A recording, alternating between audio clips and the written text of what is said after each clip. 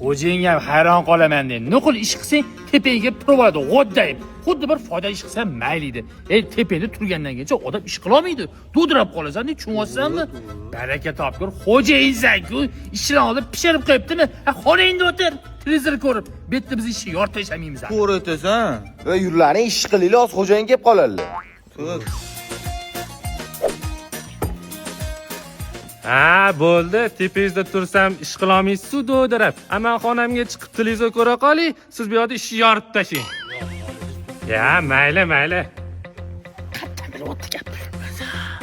Voy. Abetga gumma berdi. Xo'jayinsan, farosatingni ishlat. Biz og'ir mehnat qilamiz-ku. Undan ko'rasa baqvat osh ber. Shashlik bermaysanmi? Biz ish changini chiqarib olmaymizmi? Baqir-chaqir qilmasdan berganni yeyursin-chi. Bolla, abet. Siz to'xtang. Siz og'ir ish qilar ekansiz. Yana baqvat ovqat yeyishingiz kerak ekan abetga. Men shuning uchun sizga osh olib kelib qo'ydim. Bir yeb olib ish changini chiqarib tashlang. Gumma ham yevrardim. Nima bo'ldi? Men aniq bilaman, oramizni qula bor. Kimdir yetkazibdi xo'jayinga gapni. Undan shubhaliydi.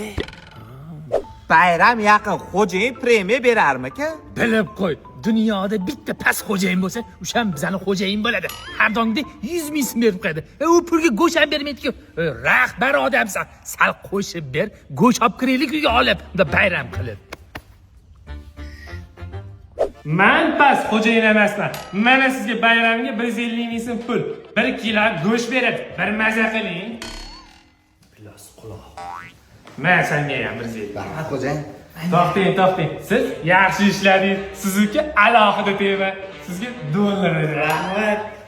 Qulog'im yaxshi ishlab turar ekan, cho'nchagim qappayoradi.